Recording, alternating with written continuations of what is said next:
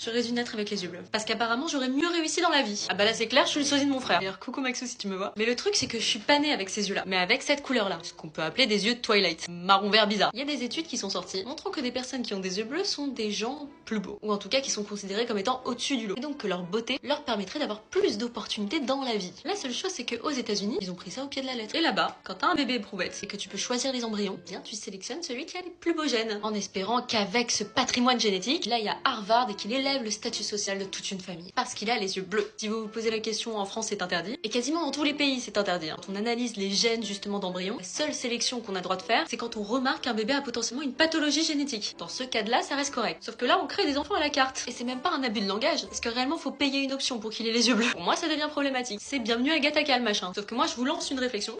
Voilà.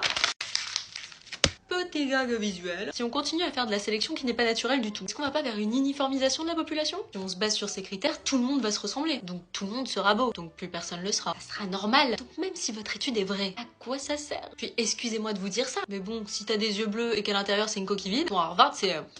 Tintin. À ce niveau-là, c'est de la folie. Non mais les gens deviennent complètement tarés pour qu'un jour on puisse se dire